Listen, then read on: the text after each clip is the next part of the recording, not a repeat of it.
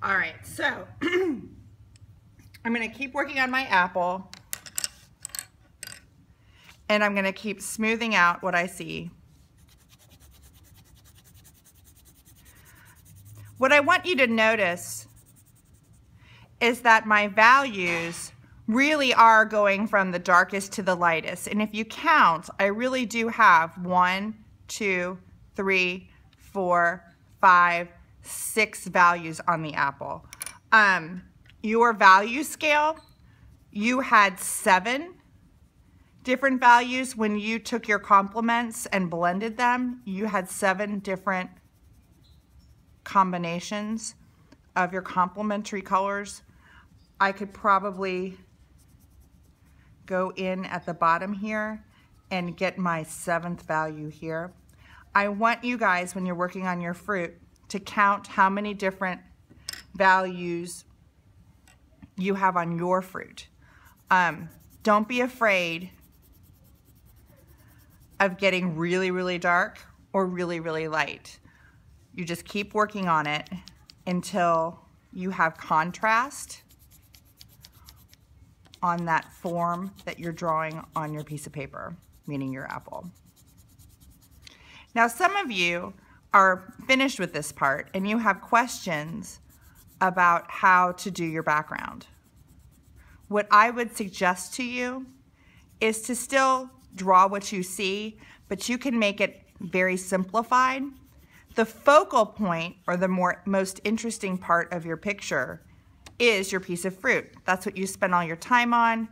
That's what you want people to notice the most. The part that isn't as important is going to be the background, but you still want it to be a complete piece of art where every part of the picture is interesting.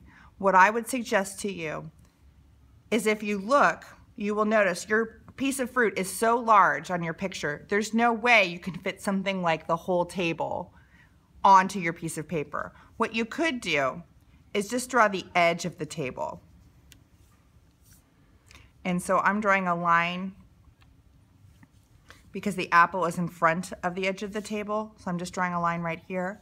And now I'm going to color the table in.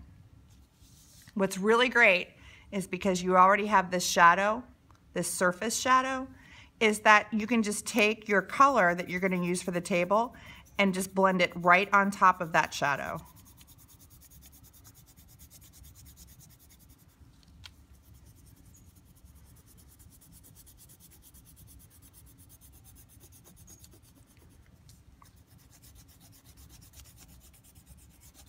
I'm not so worried about the pattern that I see on the table, the wood pattern. I might add a little bit of that in later. I know that some of you have gone over the surface, the table surface, with your regular pencil and have drawn that pattern in. I think that's okay. I think it's interesting. I also like that these pictures look different. I don't want everyone's piece of fruit picture to look just like mine. So I'm glad that some of you are solving these problems of what to put in your picture in different ways. I'm just showing you the way I do it. And also a way that you can get this done relatively simply. Cross-hatching, cross-hatching.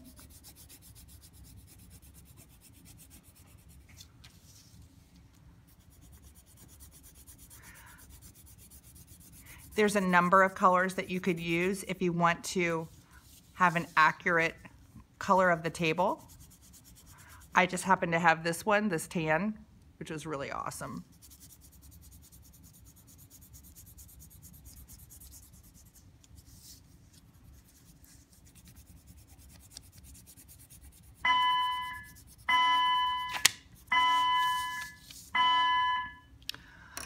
I can find other colors to blend into the table, maybe where the light is shining on it. Maybe it's gonna look like it glows a little bit. Maybe I'm gonna add a little bit of yellow in there. And maybe because the table has a little bit of a shine on it, maybe there's gonna be a reflection of the apple in the picture somewhere. So I may blend just a little little tiny bit of red into it.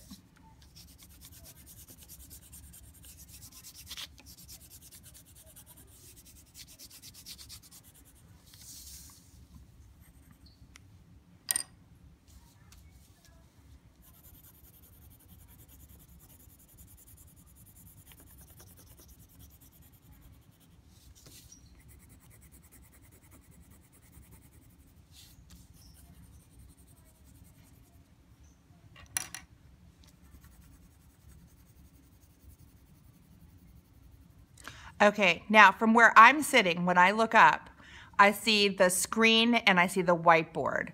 Instead of drawing all of the detail and everything that I see, I'm just going to draw some larger geometric shapes that go off the page. This is what I mean by just keeping your background simple. So like this is the edge of the screen. That's that black, I see a black line there. And my apple, I'm making it so that my apple sort of overlaps that black line.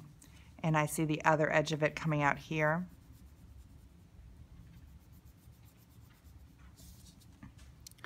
Now here's another rule about complementary colors. This is so important for you to know. When you blend opposite colors or complements, they will turn black, brown, or gray. If you place complementary colors next to each other, they make each other brighter. So I'm gonna cheat a little bit here. I know that the walls in my classroom are not green, but I want this apple to really stand out. So I'm going to make these edges green because it's the opposite of the red.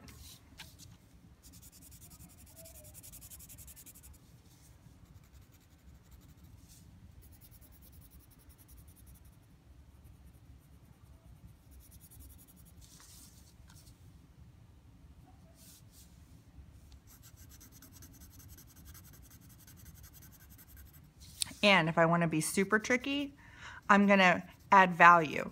So I'm going to start with this dark green